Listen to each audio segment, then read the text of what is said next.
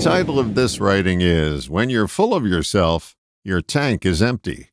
We've all been full of ourselves at one time or another, and it gave us a false reading that our tank was full.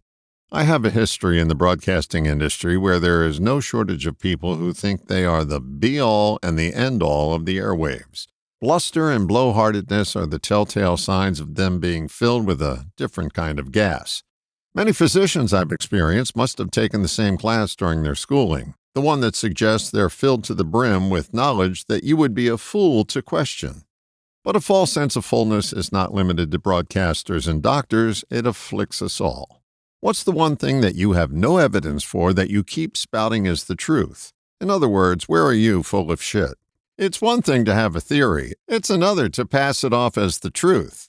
It's like my late mentor, Dr. Dave Dobson, used to say, theory is bullshit. Defending your theory is bullshit squared.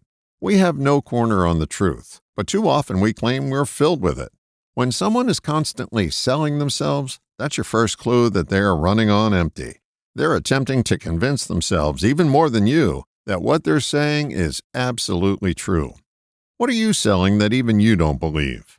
As long as you keep filling up on it, the emptier your tank gets. Reminds me of a story.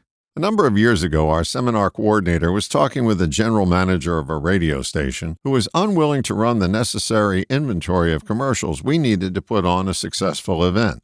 We had years of evidence as to what amount of inventory would work and what wouldn't. This guy wanted to reinvent the wheel. He wanted us to run half the commercials that our proven formula called for, and his rationale was that he was going to run this lesser amount over a longer period of time, and the result would be that they would reach more of his listeners. How far was his head up? Never mind. My initial thought upon hearing this was, if you give me a computer without any power, I would have a boat anchor. If you gave me 2 of them, I would surely sink. We passed on the deal that this fellow was passing off as the truth. It's time we all checked our tank to find out what's really in there. If you're in denial about being close to empty, it won't be too long before the only thing you're filled with is yourself. All the best, John.